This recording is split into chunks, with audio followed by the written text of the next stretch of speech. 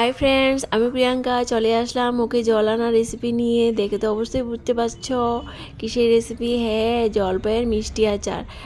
আমি যে কেটে রোদ্রে দিয়ে রেখেছিলাম টক আচার বানাবো বলে, তার থেকে কিছু জলপাই নিয়ে এভাবে টুকরো টুকরো করে তাতে ধনেপাতা একটুখানি আদা দিয়ে এইভাবে গ্রাইন্ডারে একটু কুটে নিয়েছিলাম। পেস্ট করিনি, এটা একটু জাস্ট দুই একবার ঘুরিয়ে জাস্ট একটা কুটে নিয়েছিলাম। তারপর সেটাকে একটা পাত্রে রেখে নিয়েছিলাম।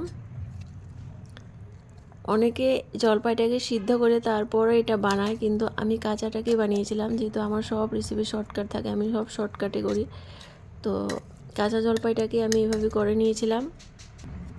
তারপর যে বিচিটা ছিল সেটাকে আমি এভাবে কেটে কেটে নিয়েছিলাম, যাতে মশলাগুলো এটার ভিতর দিয়ে ভরে লাগে তার জন্য।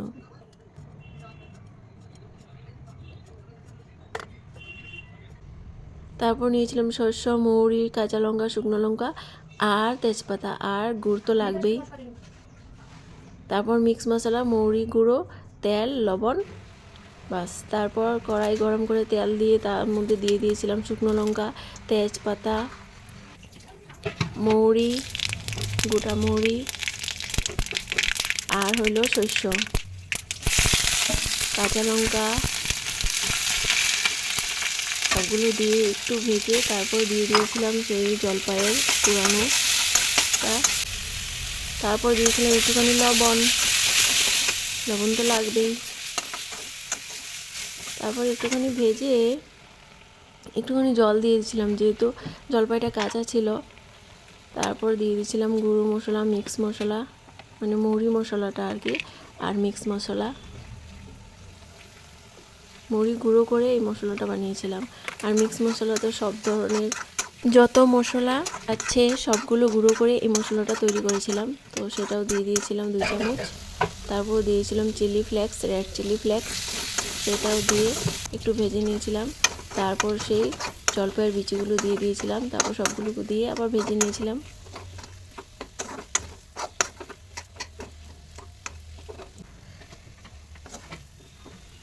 ভালো করে কষানোর পর তারপর দিয়ে দিয়েছিলাম গুড়।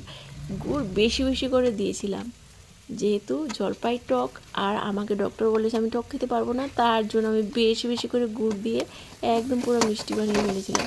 অল্প অল্প টক লেগেছিল, টক ঝাল মিষ্টি আচার হয়েছিল।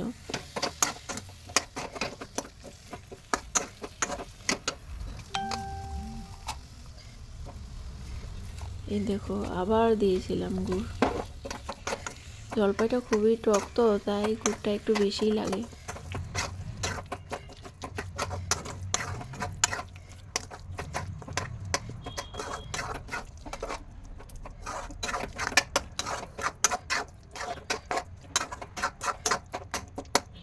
গুড়টা দিয়ে আবার ভালো করে মিশিয়ে নিয়েছিলাম।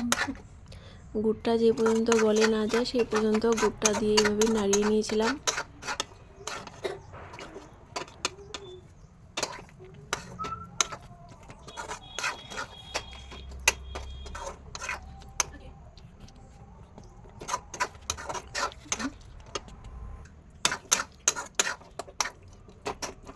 কেমন লাগছে দেখতে? মুখে জল এসে গেছে না? আমি তো খেয়েছি, তারপরও ভিডিওটা যখন বানাচ্ছিলাম তখন আমার মুখে জল এসে গেছিলো। যেমন দেখতে লাগছে না তেমনই খেতে টেস্টি হয়েছে।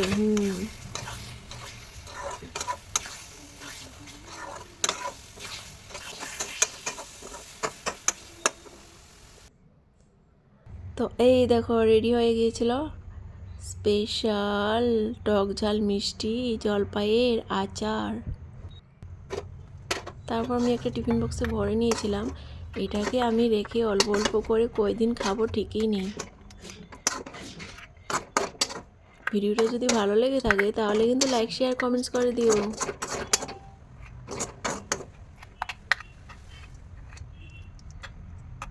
তাহলে ভিডিওটা এখানেই শেষ করছি, বাই।